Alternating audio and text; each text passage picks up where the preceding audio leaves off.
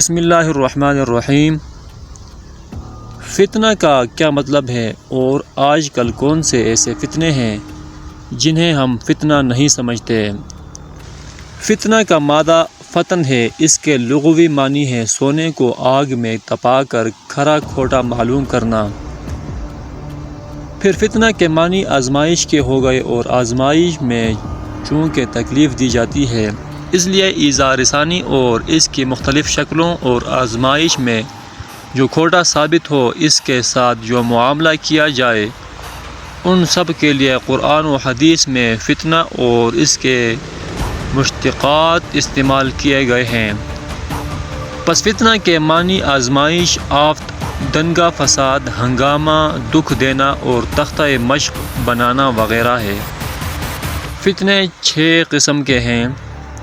Number 1، آدمی کے اندر کا فتنہ، اور وہ یہ ہے کہ آدمی کے احوال بگڑ جائیں، اس کا دل سخت ہو جائے اور اس کو عبادت میں حلاوت اور مناجات میں لذت محسوس نہ ہو۔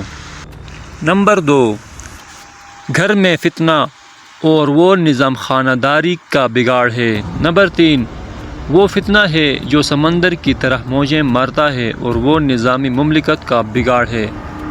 نمبر 4، ملی فتنہ، یہ وہ فتنہ ہے کہ مخصوص صحابہ وفات پا جائیں اور دین کا معاملہ نااہلوں کے ہاتھ میں چلا جائے، پس اولیاء اور علماء دین میں غلو کریں اور بادشاہ و عوام دین میں سستی برتیں، نہ اچھے کاموں کا حکم دیں نہ برے کاموں سے روکیں، پس زمانہ جاہلیت ہو کر رہ جائے۔ نمبر 5، عالمگیر فتنہ، یہ بددینی کا فتنہ ہے۔ نمبر 6، فضائی حادثات کا فتنہ، بڑے بڑے طوفان اٹھتے ہیں، وبائیں پھیلتی ہیں، زمین دھنستی ہے اور بڑے علاقہ میں آگ لگتی ہے اور عام تباہی مچتی ہے۔ اللہ تعالیٰ ان حادثات کے ذریعے مخلوق کو ڈراتے ہیں تاکہ وہ اپنی بدعمالیوں سے باز آ جائیں۔ اگر آپ نے یہ ویڈیو آخر تک دیکھی ہے تو اس ویڈیو کو ضرور لائک کریں اور اس چینل کو ضرور سبسکرائب کریں۔